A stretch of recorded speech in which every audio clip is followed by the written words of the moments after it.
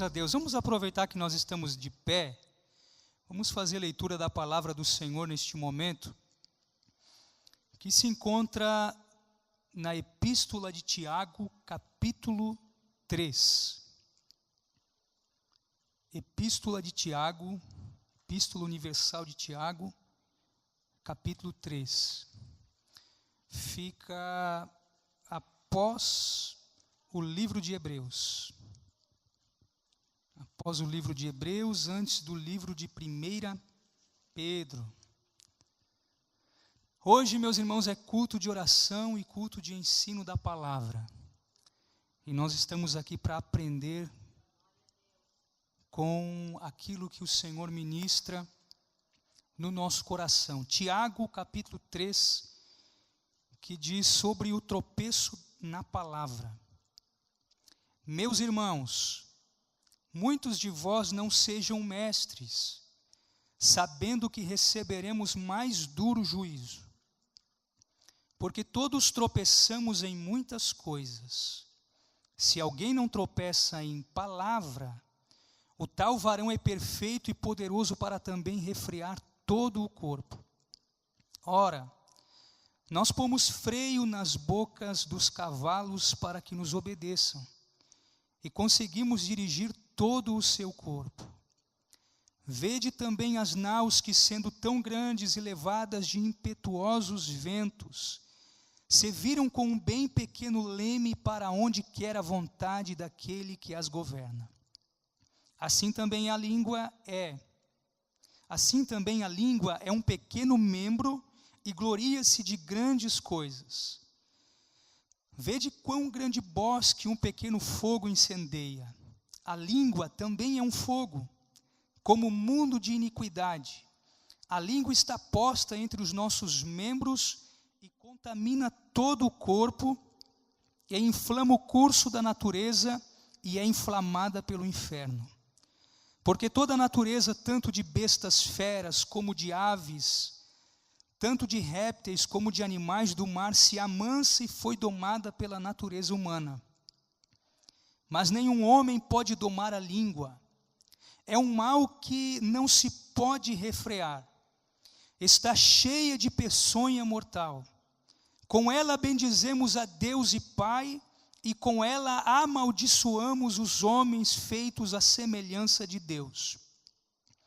De uma mesma boca procede bênção e maldição. Meus irmãos, não convém que isto se faça assim. Porventura deita alguma fonte de um mesmo manancial água doce e água amargosa? Meus irmãos, pode também a figueira produzir azeitonas ou a videira figos? Assim tampouco pode uma fonte dar água salgada e doce. Você pode tomar o seu assento em nome de Jesus. Glórias ao Senhor. Meus irmãos, eu tenho sido corrigido por Deus com este texto da passagem que nós lemos. Eu tenho tentado fugir deste texto para inúmeras outras passagens, mas o Senhor sempre me traz e me deixa neste mesmo lugar. E o Senhor tem me ensinado algumas coisas e eu tenho procurado colocar em prática na minha vida. Mas não é fácil, não é fácil, é uma luta diária, é uma luta constante. E eu quero repartir com os irmãos algumas coisas que o Senhor tem me ensinado, para nós sermos melhores cristãos.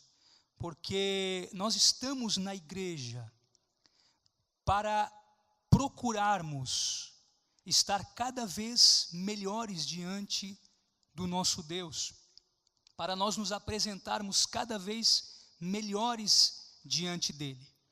Então, esse texto eu quero nesta noite, nos minutos que nos restam, compartilhar com os irmãos algumas situações que nós aprendemos com Tiago neste texto. Em primeiro lugar, meus irmãos, eu quero trazer à memória a história de Jabes. Eu tenho certeza que muitos irmãos conhecem a história de Jabes. do nascimento de Jabes, que foi de uma forma, um parto muito doloroso, um parto muito difícil, que a sua mãe teve, e por conta do sofrimento e por conta das dores ao gerar Jabes, a sua mãe profere uma palavra sobre a vida desta criança, dizendo a ele: filho das minhas dores. Esta palavra, o nome Jabes, significa filho das minhas dores, ou filho de dores. Esta palavra proferida pela mãe de Jabes fez com que esta criança e depois este jovem tivesse uma vida inteira carregando sobre si um fardo. Tudo que Jabes fazia, quem sabe não dava certo. A sua vida era difícil, envolta em sofrimento por conta de uma palavra que a sua mãe proferiu contra a sua vida. Só mudou a situação de Jabes. Ele só passou a desfrutar de paz e de bênção na sua vida quando ele dobrou os joelhos na presença do Senhor e disse: Senhor, me abençoa, eu não tenho culpa de ter vivido assim até agora, muda a minha história. E Deus mudou a história de Jabes. Quem não se lembra da história de Elias e de Jezabel, aquela palavra que Jezabel disse a Elias? Naquela situação da morte dos profetas, lá no Monte Carmelo. Jezabel então no dia seguinte manda uma mensagem a Elias dizendo assim: assim me façam os deuses, se amanhã eu não colocar a tua vida como um destes que você matou.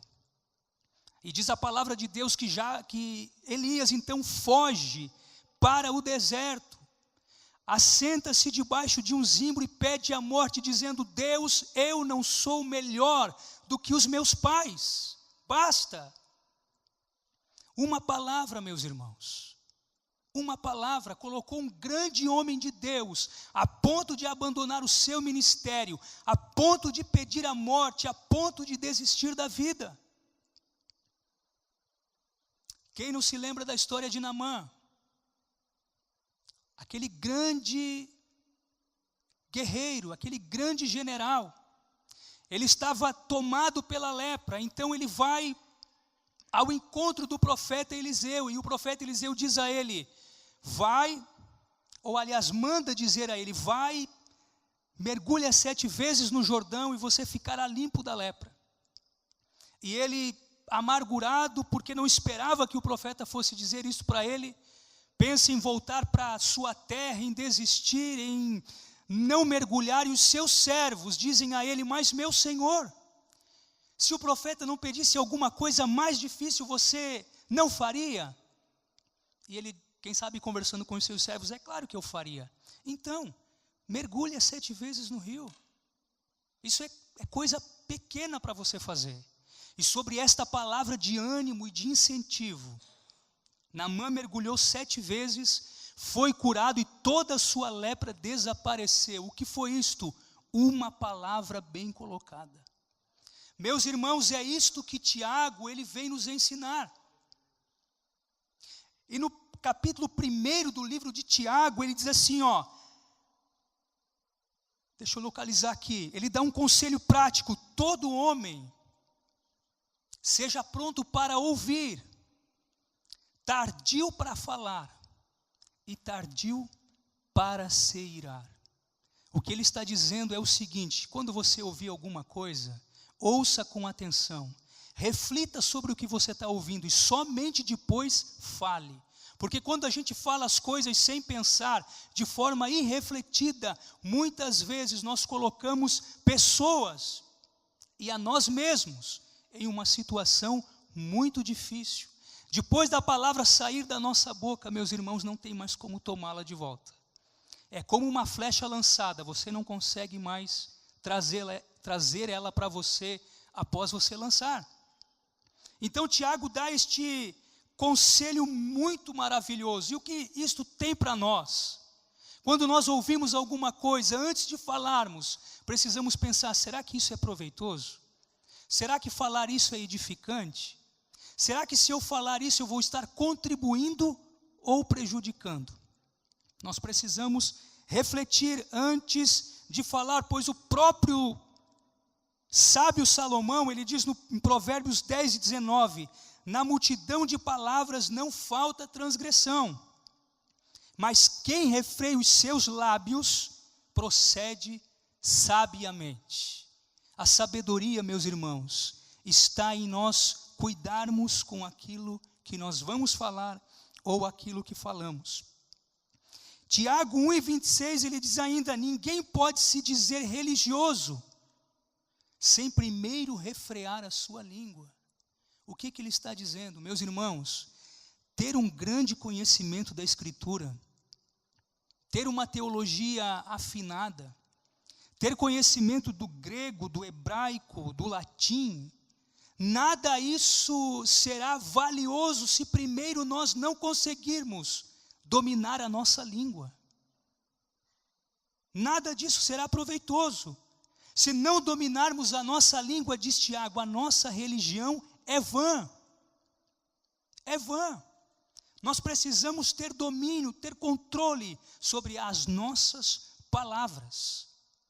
E aí no capítulo 3 e no versículo 1, Tiago, ele dá uma advertência àqueles que fazem uso da palavra, àqueles que ensinam, àqueles que pregam, aqueles que instruem as pessoas. Ele diz assim, meus irmãos, muitos de vós não sejam mestres, sabendo que receberemos mais duro juízo.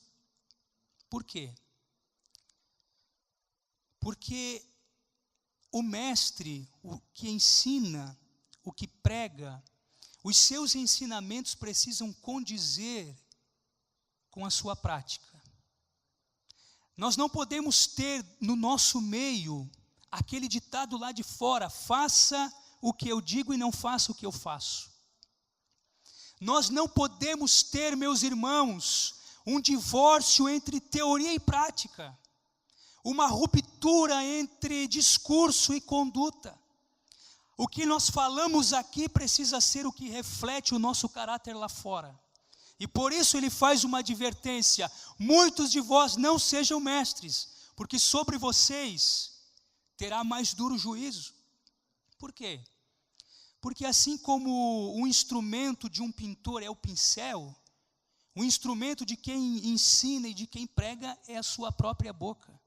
E a palavra de Deus, Jesus dizendo, pelas nossas palavras, nós seremos inocentados ou condenados. Nós daremos conta delas no dia do juízo. Por isso a advertência de Tiago aos mestres. Primeiro ele faz este comentário àqueles que fazem uso da palavra de forma direta, de forma a influenciar as pessoas. Agora ele volta no versículo 2 e ele traz não para os mestres, mas para toda a igreja. E ele diz assim, porque todos tropeçamos em muitas coisas. Tiago se inclui nesta palavra, ele diz, porque todos tropeçamos em muitas coisas. Meus irmãos, não há quem não erre, não há quem não fale, não há quem não cometa deslizes na sua caminhada de fé. E ele diz ainda que se alguém não tropeça em palavra, o tal varão é perfeito e poderoso para refrear todo o seu corpo. O que ele está dizendo aqui? Que para Tiago a verdadeira maturidade cristã não está na quantidade de dons espirituais que nós temos, não está na quantidade de talentos que temos, se pregamos bem, se cantamos bem, mas sim se nós conseguimos guardar a nossa boca. A maturidade do cristão está em refrear a sua boca quando o nosso desejo é falar, é cuidar das palavras. Nisto se consiste a verdadeira maturidade do cristão. E aí Tiago, então, ele vai usar algumas figuras para exemplificar aquilo que ele quer dizer.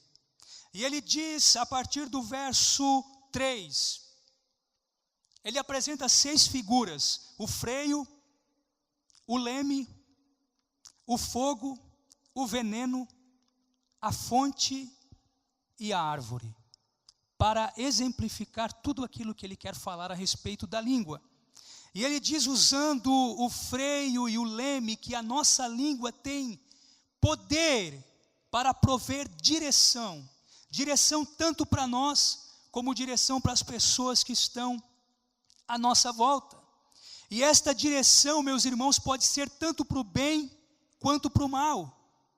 Um cavalo sem um freio na sua boca é um animal selvagem, é inapto para o serviço, é inapto para cavalgar, mas quando você coloca freio na boca do cavalo, você consegue dirigir todo o seu corpo, você faz dele um instrumento útil nas tuas mãos. E assim é com a nossa língua. A nossa língua é indomável por natureza. Se nós não colocarmos um freio na nossa boca, nós vamos falar desbocadamente um monte de coisa e pode nos enredar estas situações.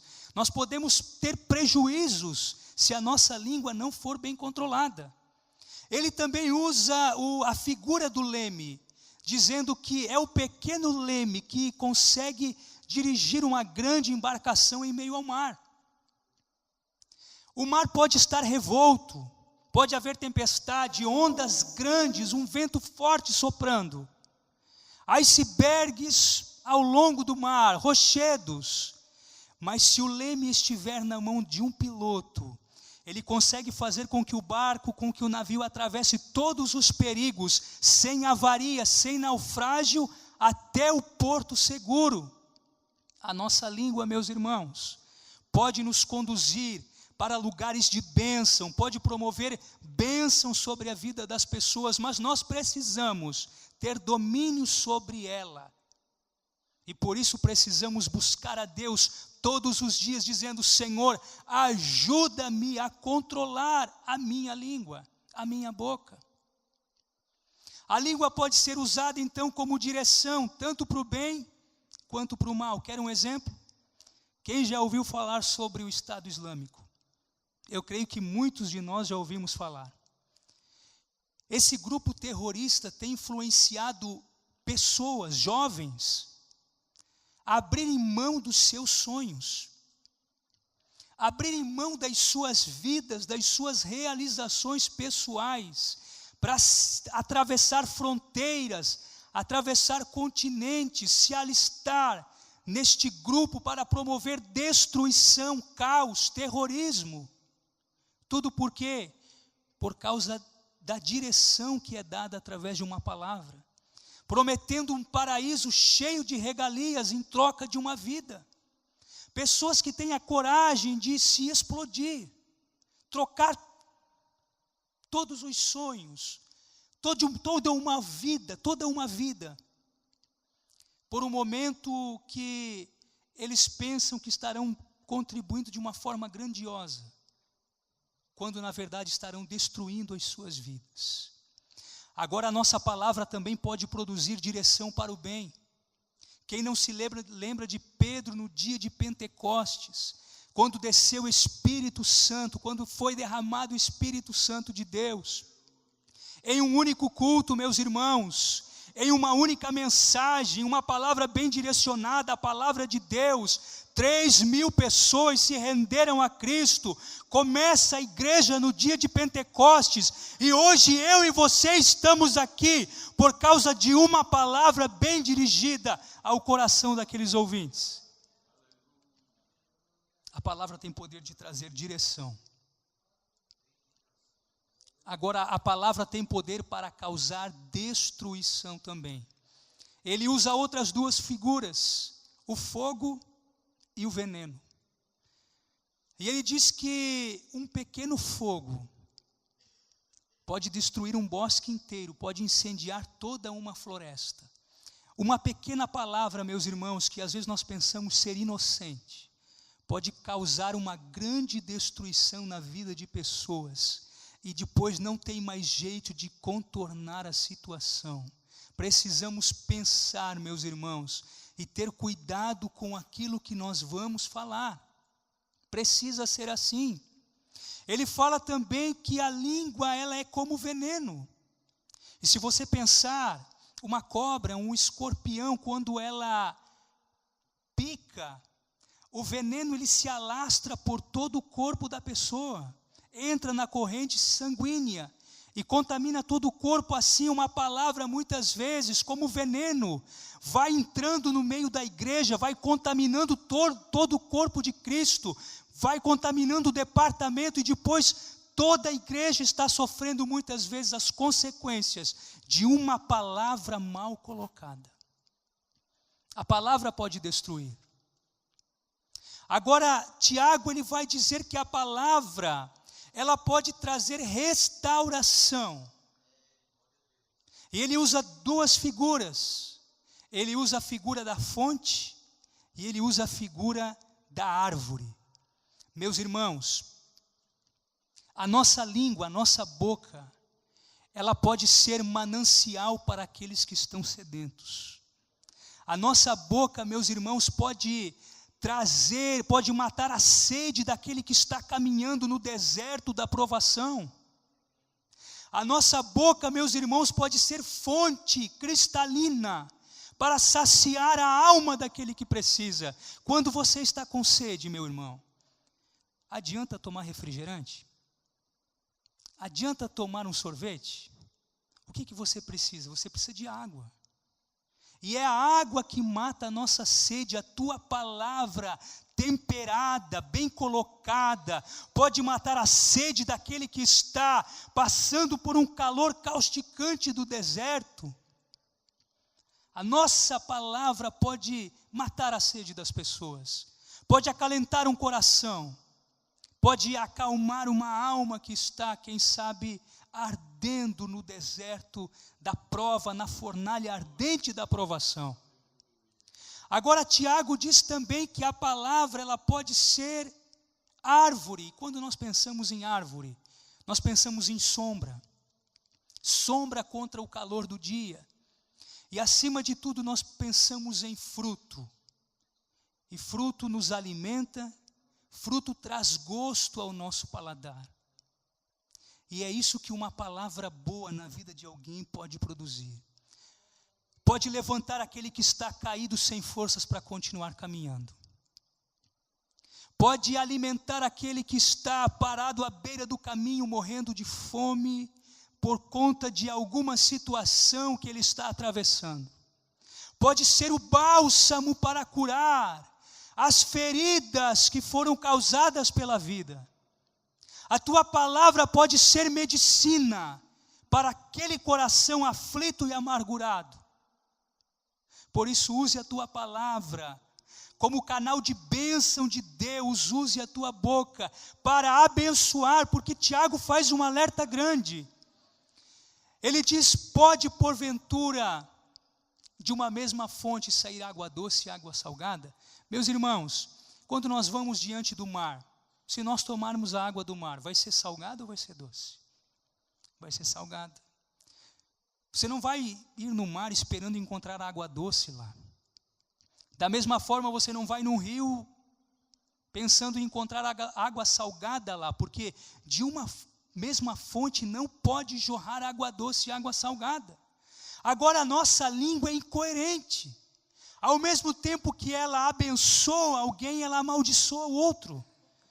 No mesmo tempo que ela bendiz a Deus aqui na igreja, ela sai ali fora e já começa a falar coisas que desagradam e que não promovem edificação. A língua é incoerente. E por isso ela precisa do domínio do Espírito Santo para falar aquilo que é proveitoso para a edificação do corpo de Cristo.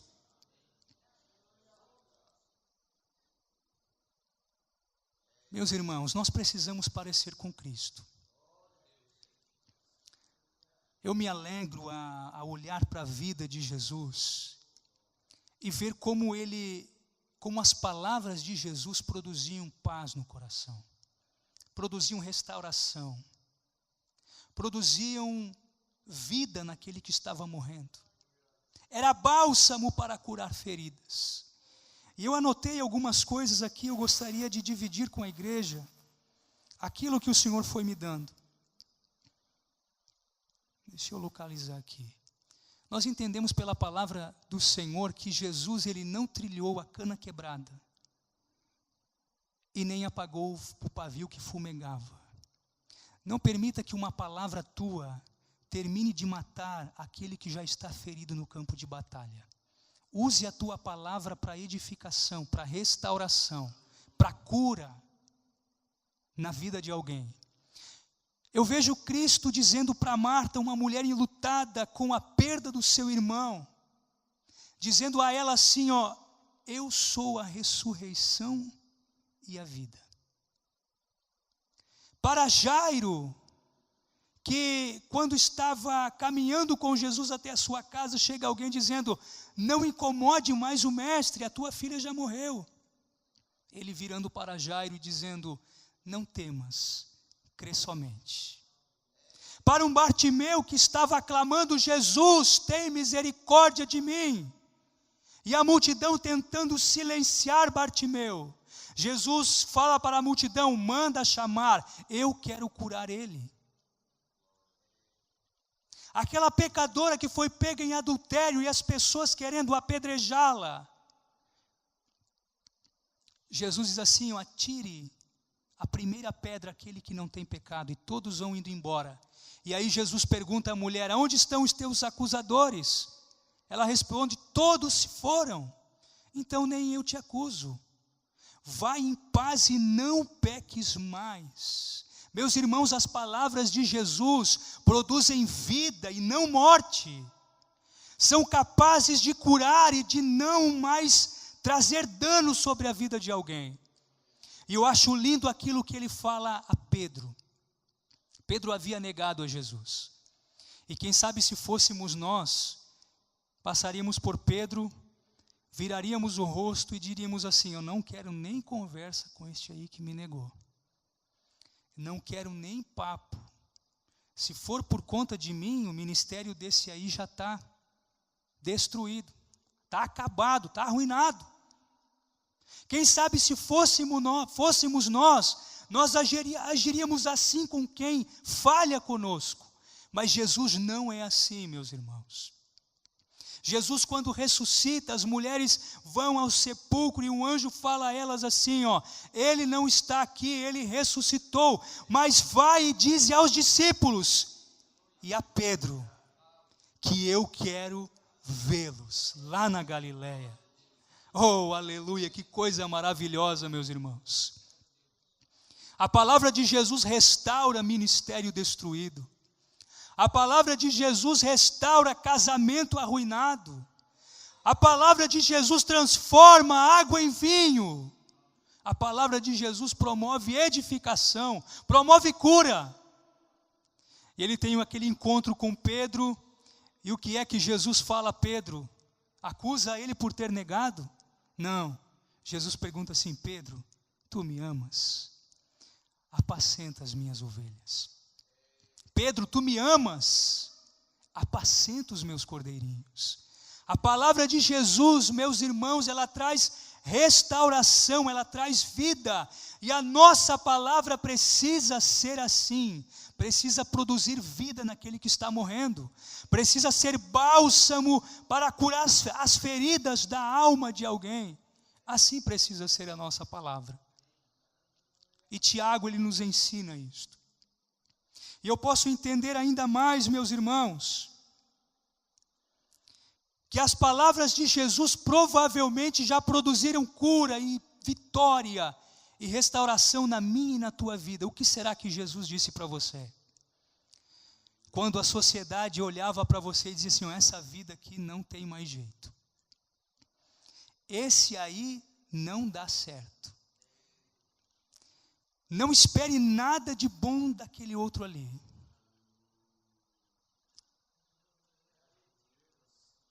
Para a tua enfermidade, não tem mais jeito. O médico, quem sabe, diz para você, não adianta. Não tem cura, não tem tratamento, você convive com essa doença até o fim, espera a morte. Mas o que foi que Jesus disse para nós? Talvez o nosso vaso estava lá despedaçado, todo quebrado. Jesus não nos lançou fora. Jesus não nos desprezou. Jesus disse assim, vem aqui, porque eu sou o oleiro e eu faço de você um vaso novo, um vaso aprovado para toda boa obra, um vaso de honra na minha casa. Jesus não desperdiçou você, meu irmão. Jesus não te deixou de lado.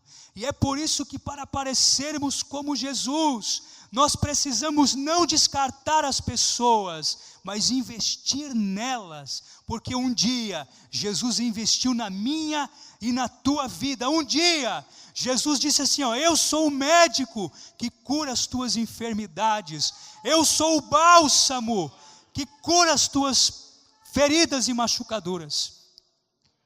O que Jesus disse para você? Se coloque de pé nesta noite. Quais foram as palavras que Jesus disse para você? E quais são as palavras que você tem dito para as pessoas? Aleluia! Provérbios 12:18 diz que há alguns cujas palavras são como pontas de espada, ferem, machucam, causam dor. Mas o mesmo versículo diz que a língua dos sábios é saúde, é medicina, é cura. As tuas palavras têm poder, meu irmão. Saiba usar bem as palavras que a tua boca pronuncia, para que você possa ser edificado e edificar as pessoas. Nós precisamos colocar em prática aquilo que está em Efésios, capítulo 4 e verso 29. Não saia da vossa boca nenhuma palavra torpe, mas só a que for boa para promover a edificação. Em primeiro lugar, a nossa palavra precisa ser boa. Nós precisamos ter palavra de vida e de vitória.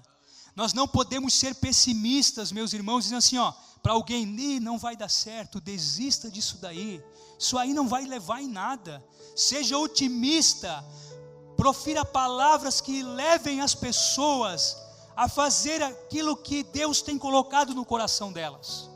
Os projetos que o Senhor tem colocado na vida de alguém, seja você um investidor e não alguém para jogar no chão os planos e projetos que Deus tem dado ao teu irmão. Fale palavras boas que promovam a edificação, para que dê graça aos que ouvem. E se nós temos sido falhos nisto, porque eu confesso, eu tenho sido falho. Meus irmãos, quantas palavras muitas vezes nós dizemos ao nosso cônjuge que machuca, que fere. Quantas vezes as bênçãos de Deus estão sendo impedidas na nossa vida, por conta das palavras que nós dizemos. Jesus diz que nós seremos julgados pelas palavras frívolas, inúteis, que nós lançamos por aí, e achamos que morreu por aí. Não, fica registrado diante de Deus, tudo aquilo que nós falarmos, para bem ou para mal. Nós precisamos orar como Davi. Salmo 141:3. Põe, ó Senhor, uma guarda à minha boca. Guarda, Senhor, a porta dos meus lábios. Porque há promessas para quem guarda bem a sua língua. Salmos 34, 12 e 13 diz: quem é o homem que deseja a vida, que quer largos dias para ver o bem? Guarda a tua língua do mal e os teus lábios de falarem enganosamente. Põe, ó Deus, uma guarda à nossa boca. Guarda, Senhor, a nossa língua, porque nós queremos viver bem aqui na terra e viver longos dias. Há uma promessa para aquele que faz bem uso das suas palavras. A promessa de longos dias, de bênçãos de Deus, de bênçãos do Senhor. E por último, meus irmãos, e muito importante, quem subirá ao monte do Senhor, ou quem estará no seu lugar santo? Aquele que é limpo de mãos e puro de coração, que não entrega a sua alma à vaidade, nem jura com a sua boca, nem jura enganosamente. O poder da vida e da morte estão na língua, e que quem fizer bem uso receberá os seus benefícios. E eu concluo dizendo: porque todos tropeçamos em muitas coisas.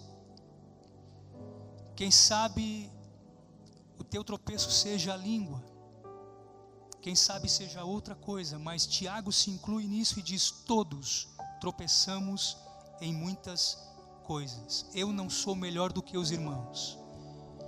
Primeiramente, esta palavra falou comigo e tem me incomodado por dias já. E às vezes que eu dobro os meus joelhos, eu oro e peço: Deus, tem misericórdia de mim. Porque aqueles que cuidam ser mestres passarão por um rigor, por um exame mais minucioso e detalhado. Ensinar tem grandes privilégios, mas tem grandes cuidados que precisam ser tomados também. Então eu tenho orado: Senhor, guarda a minha boca, que eu seja um incentivador daqueles que estão ao meu lado, que eu seja instrumento de cura, de bênção, de vitória, de milagre na vida das pessoas, que com a minha boca e com as minhas palavras eu possa direcionar bem os irmãos rumo ao céu pela palavra pregada, porque eu preciso saber que eu darei conta de tudo aquilo que eu falar diante de Deus. Aleluia, glórias a Deus. Agora tem uma situação que nós precisamos analisar, e eu te peço para você analisar aí onde você está. A Bíblia diz que a boca fala daquilo que o coração está cheio. Se o teu coração, meu irmão, não é puro diante de Deus, não tem como a tua boca ser pura. Se há alguma raiz de amargura no teu coração, se há alguma raiz de inveja no teu coração, se há algum pecado escondido no teu coração, a tua boca não pode ser instrumento de bênção para as pessoas, de cura para as pessoas, porque se há sujeira no coração, a boca vai denunciar, a boca vai falar, a boca vai colocar para fora. E hoje é dia de Deus limpar o nosso coração e limpar a nossa boca. Eu vou orar por mim, e eu quero que cada um ore por si. A palavra, como eu disse aos irmãos, falou primeiramente comigo. Eu não poderia pregar esta palavra para os irmãos se Deus não estivesse tocando no meu coração por dias, por semanas, a respeito desta palavra, pedindo: Deus, tem misericórdia da minha boca, que ela seja para promover edificação, cura, refrigério, alimento e vitória para as pessoas. Você não precisa vir aqui na frente, mas se você pensa assim como eu, que é preciso melhorar, que a verdadeira maturidade, segundo o que Tiago ensina, está em saber usar a boca, eu te peço, coloque a tua mão no teu coração nesta noite. Você não precisa vir aqui na frente. Eu sei que eu preciso melhorar. Cada um examine o seu coração, a sua mente, e reflita sobre os dias que passaram, o que você tem falado e como você tem usado a tua boca. Nós iremos orar e depois os irmãos estarão louvando ao Senhor. Aleluia. Senhor Deus e Pai, Jesus, Filho de Davi, Senhor meu Deus, eu te peço humildemente e oro por mim em primeiro lugar nesta noite. Jesus, eu tenho falhado com as minhas palavras muitas vezes.